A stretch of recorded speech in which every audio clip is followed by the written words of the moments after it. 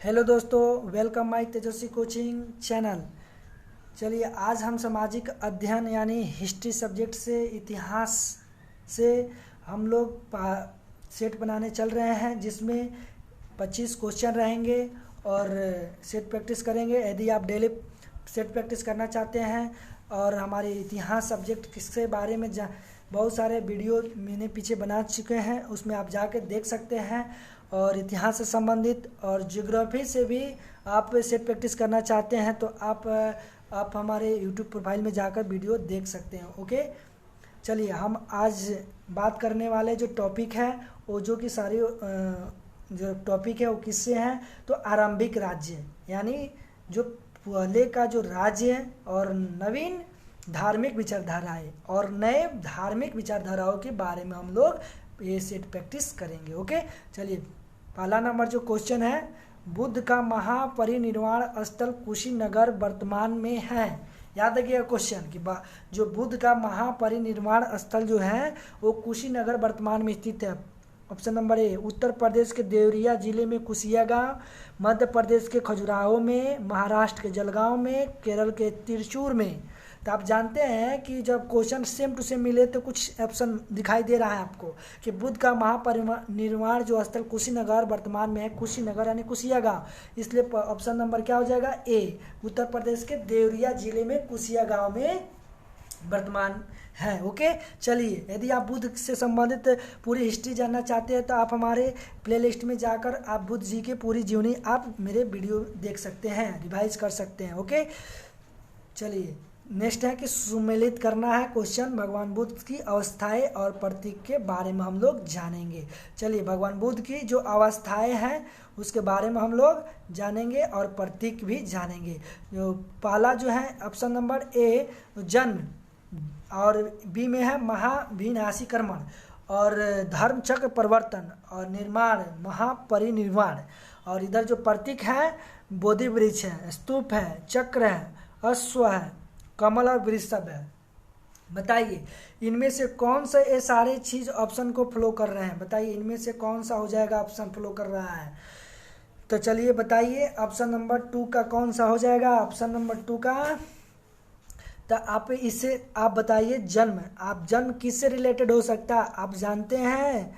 Option इसमें कौन सा हो जाएगा, option number correct answer B हो जाएगा। ऑप्शन करेक्ट आंसर बी, यानी आप याद रखिएगा कि 5 3 4 3 2 1। ओके, आप हमको इसके बारे में डिटेल्स जानते हैं कि जो जन्म हुआ था 1 नंबर, तो 1 का क्या हो जाएगा 5, जन्म जो हुआ था कमल और वृषभ। ओके, बुद्ध जी का जो अस्थाई है प्रतीक है, तो जन्म हुआ था तो हुआ था का इससे रिलेटेड है, तो जन्म जो हुआ था किससे, तो कमल और वृषभ। ओके, अब नेक्स्ट कहता है महाविनिष्क्रमण। महाविनिष्क्रमण जो है वो किससे रिलेटेड है, तो ऑप्शन बी का जो है 4 नंबर याद रखिएगा, महाविनिष्क्रमण 4 नंबर अवश्य अश्व, क्या है, अश्वमेध घोड़ा, तो महाविनाशीकरण जो है वह अश्व से है। धर्म चक्र परिवर्तन, तो धर्म चक्र परिवर्तन सी का 3 नंबर याद रखिएगा, सी का 3 नंबर सेम यानी चक्र, धर्म चक्र परिवर्तन चक्र। आप एक तो मिल गया ना। निर्वाण की अगर बात करें तो निर्वाण जो था 1 नंबर हो जाएगा, निर्माण यानी बोधि वृक्ष के नीचे, यानी भगवान जी का बुद्ध जो हुआ था ज्ञान की प्राप्ति बोधि वृक्ष के नीचे हुआ था, और निर्वाण भी तो उन्हीं का नाम यानी बोधि वृक्ष प्रतीक नाम दिया गया। ओके, महापरिनिर्वाण की अगर बात करें, निर्माण हो गया तो बोधि वृक्ष, अगर महापरिनिर्वाण की बात करें, यहाँ पर ध्यान दीजिएगा, महापरिनिर्वाण की अगर बात करें तो क्या हो जाएगा 5 का 2 नंबर, 5 का 2 नंबर हो जाएगा, जो बच गया महापरिनिर्वाण स्तूप। ओके, चलिए इस तरह से ऑप्शन क्या मिल जाएगा, बी ऑप्शन करेक्ट। याद हो गया। चलिए एक बार रिवीजन करा दें हम कि भगवान बुद्ध जी के अस्थाई थे, तो जन्म कहाँ हुआ था, तो कमल और वृषभ। महाविनाशकरण की अगर बात करें तो ऑप्शन नंबर 4 अश्व से हो जाएगा, महाविनाशीकरण जो है अश्व से हो जाएगा यानी घोड़ा से। और धर्म चक्र प्रवर्तन की अगर हम बात करें तो वह चक्र से रिलेटेड है, धर्म चक्र प्रवर्तन चक्र से। निर्वाण की अगर बात करें तो बोधि वृक्ष के नीचे हुआ था, ठीक है। और महापरिनिर्वाण की बात करें तो वह हो जाएगा वास्तुप से हो जाएगा। ओके, नेक्स्ट अगर हम बात करें क्वेश्चन नंबर 3, बुद्ध ने सर्वाधिक उपदेश दिए थे, बताइए। तो श्रावस्ती में, पटना में, वैशाली में, कपिलवस्तु में, कौन सा हो जाएगा? आप जानते हैं बुद्ध ने सर्वाधिक उपदेश सबसे ज़्यादा कहाँ दिए थे? तो आप जानते हैं श्रावस्ती में दिए थे, क्योंकि श्रावस्ती में सबसे ज़्यादा सर्वाधिक उपदेश दिए थे भगवान बुद्ध ने। भगवान बुद्ध का मानना था, भगवान बुद्ध का मानना था, ऑप्शन नंबर ए, अत्यधिक तय करना चाहिए, अत्यधिक विलासिता से रहना चाहिए, मध्यम वर्ग अनुसरण करना चाहिए, उपयुक्त में से कोई नहीं।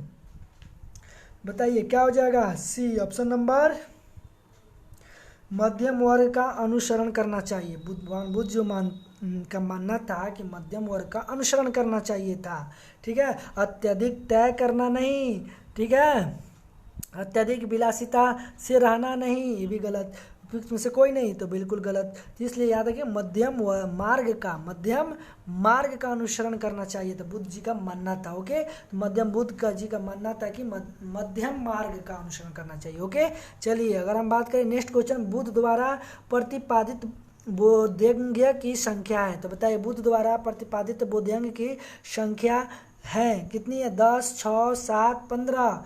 बताइए क्या हो जाएगा? Option number C. क्या हो जाएगा? ऑप्शन नंबर सी, ठीक है, 7। कितने हो जाएंगे? 7। बुद्ध, याद रखिएगा बुद्ध द्वारा प्रतिपादित बोधंग की संख्या जो है ऑप्शन नंबर 7 हो जाएगा, ठीक, सी, 7 हो जाएगा। कौन सा बुद्ध के त्रिरत्न में नहीं? आप जानते हैं कि ज्ञान, बुद्ध, धर्म, संघ, कौन सा नहीं है इसमें? बताइए बुद्ध के त्रिरत्न में नहीं आता है। ऑप्शन नंबर ए, ज्ञान नहीं आता है, याद रखिएगा। बुद्ध जी के त्रिरत्न में नहीं आता, बुद्ध जी के त्रिरत्न में कौन नहीं आता? ज्ञान नहीं आता, ठीक है। बुद्ध जी के ज्ञान त्रिरत्न में नहीं आता, कौन? ज्ञान नहीं आता है, याद रखिएगा ऑप्शन नंबर ए। नेक्स्ट बात करें, बौद्ध संघ में जिसका प्रवेश वर्जित था, किसका प्रवेश वर्जित था? 15 वर्ष कम आयु के बालक, चोर, डाकू, हत्यारे,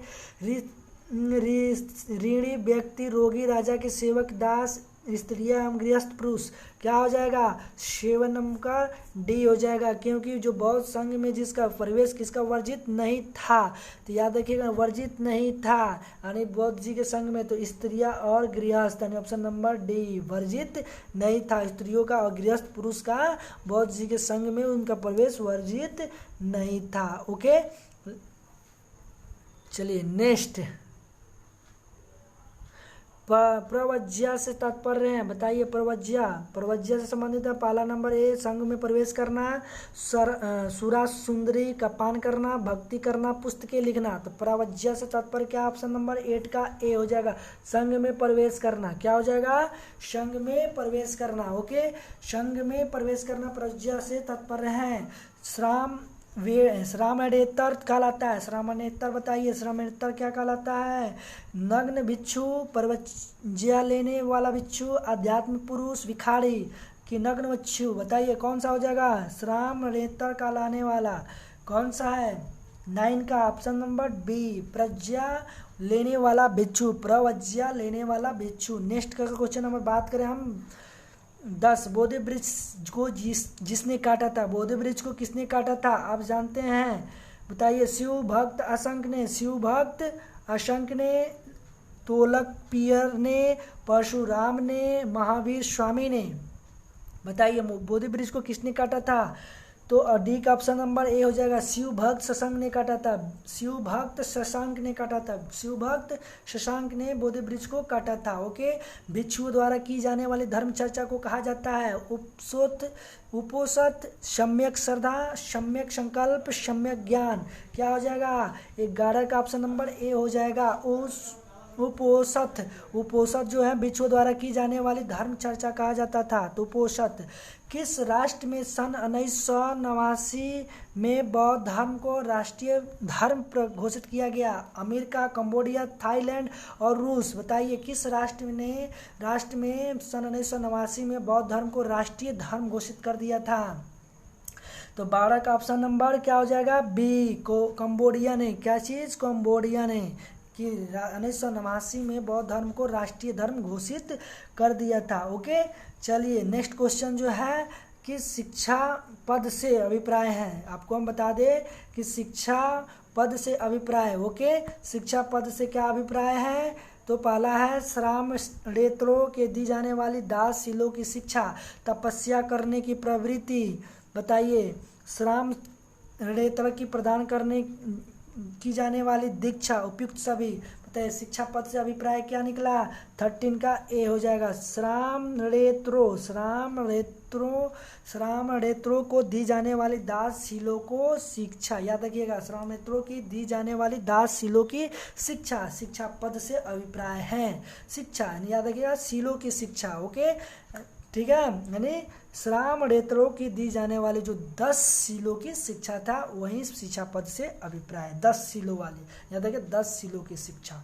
ओके, 14 की अगर हम बात करें कि कौन सा वस्त्र श्राम रेतर से संबंध नहीं रखता है? बताइए कौन सा वस्त्र श्राम रेतर से संबंध नहीं रखता है? अंतर्वासक, उत्तरासंग, संघघाटी, कंचुकी। क्या हो जाएगा? ऑप्शन नंबर 14 का डी, कंचुकी। नहीं था, संबंध नहीं रखता था कंचुकी। Option number D. कि कौन सा वस्त्र नहीं रखता था? तो ऑप्शन नंबर डी, कंचुकी वस्त्र श्राम रेतर से नहीं रखता था संबंध। Okay, 50 number question, Mahatma Buddha के अंतिम शब्द थे। बताइए महात्मा बुद्ध के अंतिम जो शब्द थे, सभी भौतिक वस्तुएं नष्ट हो जाती हैं, कर्तव्य परायणता के साथ कार्य करो। दूसरा नंबर, तृष्णा दुखों का मूल, अष्टांगी मार्ग के पालन से दुख दूर किया जा सकता है, तृष्णाओं पर विजय पाना दुख समाप्ति का कारण है। बताइए महात्मा बुद्ध के जो अंतिम शब्द थे वो अंतिम शब्द क्या था? तो अंतिम शब्द यही था, ऑप्शन नंबर ए। क्या सही है? तो ऑप्शन नंबर ए, सभी भौतिक वस्तुएं जो होती थी नष्ट हो जाती थी। उनके अंतिम शब्द है कि जितने भी भौतिक वस्तुएं वो सभी नष्ट हो जाती है, कर्तव्य परायणता के साथ कार्य करो। यानी कहने का मतलब जितने भी हमारे भौतिक वस्तुएं हैं, बात सही है कि नष्ट हो जाती है जितनी, और कर्तव्य परायणता के साथ कर्म करो।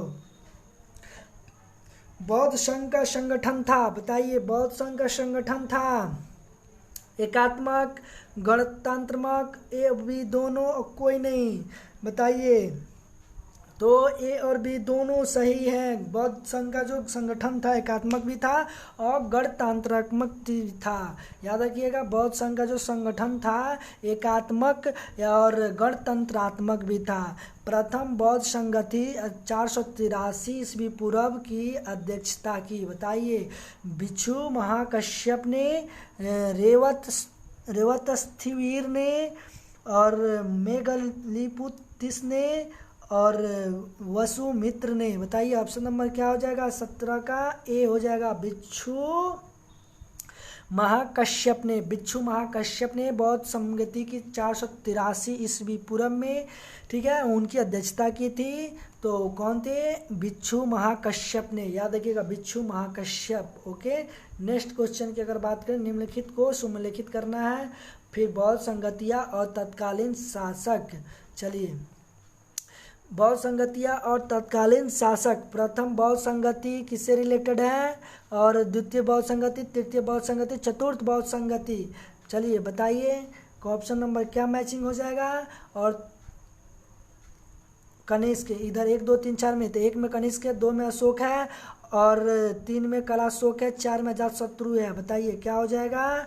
तो ऑप्शन नंबर ए फ्लो कर रहा है, ऑप्शन नंबर ए फ्लो करेगा। यानी प्रथम बौद्ध संगति जो होगा ए का जो है 4 हो जाएगा। प्रथम बौद्ध संगति अजातशत्रु से है, उनकी तत्कालीन शासक। याद रखिए, बौद्ध संगतियाँ जो है उनकी तत्कालीन जो संगतियाँ हैं क्या हो जाएगा? तत्कालीन शासक जो है क्या हो जाएगा? तो प्रथम बौद्ध संगति का अजातशत्रु, ठीक है।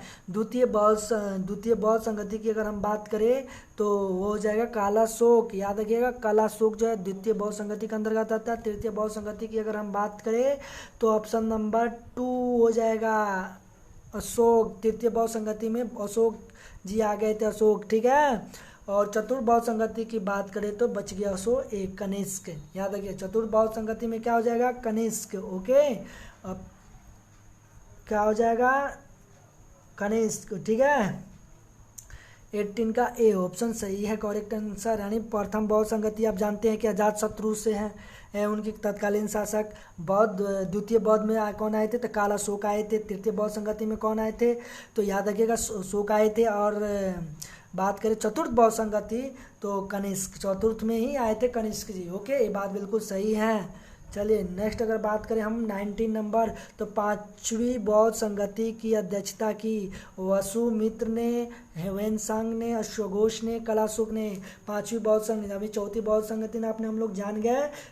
ठीक है, तो चतुर्थ बौद्ध संगति जो था वो कौन था, कनिष्क था। लेकिन पांचवी बौद्ध संगति की अध्यक्षता थी, बताइए ऑप्शन नंबर बी ह्वेनसांग। क्या हो जाएगा, ह्वेनसांग हो जाएगा। ह्वेनसांग जो पांचवी बौद्ध संगति का अध्यक्षता थी। ठीक है, हीनयान का शाब्दिक अर्थ क्या होता है, हीनयान तो आप समझते हैं, वो निम्न वर्ग, मध्यम वर्ग, उच्च वर्ग और कोई नहीं। बताइए 20 का 20 का क्या हो जाएगा, ए नंबर निम्न वर्ग से। हीनयान का शाब्दिक अर्थ किससे था, निम्न वर्ग से था। ओके, छठी बौद्ध संगति का आयोजन स्थल क्या था, बताइए मगध, अवंती, कन्नौज और कौशल। तो छठी बौद्ध संगति का जो आयोजन स्थल था वह कौन सा था, याद रखिएगा ऑप्शन नंबर कन्नौज। क्या था, कन्नौज। ओके, कन्नौज। आप जानते हैं कि छठी बौद्ध संगति का आयोजन कन्नौज में होता है। हीनयान संप्रदाय का साहित्य जिस भाषा में संकलित है, पाली भाषा में, संस्कृत भाषा में, प्राकृत भाषा में और शैक्षणिक अपभ्रंश में। तो हीनयान जो था संप्रदाय साहित्य जिस भाषा में संकलित था वह क्या था, तो आप जानते हैं पाली भाषा में। याद रखिएगा हीनयान पाली, ठीक है ना, हीनयान संप्रदाय तो था वो पाली भाषा में लिखा गया था। ठीक है, याद रखिएगा हीनयान संप्रदाय का जो साहित्य जो था जिस भाषा में संकलित था तो पाली भाषा में क्या था, संकलित था। अगर हम बात क्वेश्चन नंबर नेक्स्ट अगर बात करें, क्वेश्चन नंबर 23, श्रावकयान जिसका परिवाची नाम है, श्रावकयान जिसका प्रवाची नाम है महायान, ब्रजयान, सहजयान, हीनयान। तो क्या हो जाएगा, बताइए श्रावकयान जिसका प्रवाची नाम है, श्रावकयान किससे रिलेटेड है, बताइए ए नंबर, किससे, ए नंबर महायान से। श्रावकयान किसका प्रवाची नाम है, तो महायान से। किस बौद्ध धर्म ग्रंथ ने गाय को अन्नदा और वनदा सुखदा कहा है, किस बौद्ध ग्रंथ में, तो अभिधम्म पिटक में, सूत्र निपात में, विनय पिटक में, मध्यम निकाय में। कौन सा हो जाएगा, 24 बी नंबर, सूत्र निपात में। याद रखिएगा सूत्र निपात में बौद्ध धर्म के बौद्ध ग्रंथ में गायों को अन्नदा और वनदा सुखदा कहा जाता है। बौद्ध ग्रंथ में गायों को क्या कहा जाता था, अन्नदा और वनदा सुखदा कहा जाता था। तो किस बौद्ध ग्रंथ में, तो सूत्र निपात में। गौ माता को हमारे पहले से बौद्ध धर्म से माने जा रहे हैं, ईसा पूर्व की जन्म से पहले से मानी जा रही है गाय को। ठीक है, तो किस में ज़्यादा कहा गया, तो सूत्र निपात में कहा गया है। तो बौद्ध ग्रंथ, किस बौद्ध ग्रंथ में, सूत्र निपात, याद रखिएगा। ठीक है, नेक्स्ट क्वेश्चन जो है सुमलिखित करना है, ऑप्शन नंबर 25। बताइए इसमें क्या हो जाएगा, शून्यवाद संप्रदाय, शून्य संप्रदाय, और बी में है योगाचार संप्रदाय, और सी में अस्थवीर संप्रदाय, और डी में है महासंघिक संप्रदाय, और एक में है महाकश्यप, महाकाश्यान, मैत्रीनाथ और नागार्जुन। तो ऑप्शन नंबर क्या हो जाएगा, बताइए ऑप्शन नंबर ए हो जाएगा। क्या हो जाएगा, ऑप्शन नंबर ए हो जाएगा। याद रखिएगा कि शून्यवाद जो है 4 का 1 हो जाएगा। क्या हो जाएगा, ए का 4 हो जाएगा। शून्यवाद संप्रदाय नागार्जुन से, और योगाचार संप्रदाय जो है वह मैत्रीनाथ से, अस्थवीर संप्रदाय जो है महाकाश्यान से, और महासांगिक संप्रदाय जो है वह महाकश्यप से। चलिए इस तरह से आप एक बार और बता दें कि शून्यवाद संप्रदाय जो है नागार्जुन से है, योगाचार संप्रदाय जो है मैत्रेय नाथ से है, और अगर अस्थवीर संप्रदाय की बात करें तो वह महाकाश्यान से है, और सांप्रदायिक महासंघिक संप्रदाय की बात करें तो महाकश्यप से है। अगर ऑप्शन मिल जाता है महासंघिक संप्रदाय महाकश्यप, महा से महा, याद रखिएगा महा से महाकश्यप महासंघिक हो जाएगा। ठीक है, और महासांगिक महाकश्यप से, ठीक है। अगर वहीं बात करें हम स्थिर वीर संप्रदाय तो है महाकश्यान से, ठीक है, स्थिर वीर, ठीक है, महाकश्यान से। अगर बात करें हम योगाचार संप्रदाय से, तो योगाचार संप्रदाय जो है वह किससे है, तो मैत्रेय नाथ से है, मैत्रेय नाथ याद रखिएगा, ओके। अगर शून्यवाद की संप्रदाय की बात तो नागार्जुन याद रखिएगा, जो शून्यवाद संप्रदाय था वह किससे रिलेटेड है, नागार्जुन से, ओके। चलिए इस तरह से वीडियो समाप्त हुआ और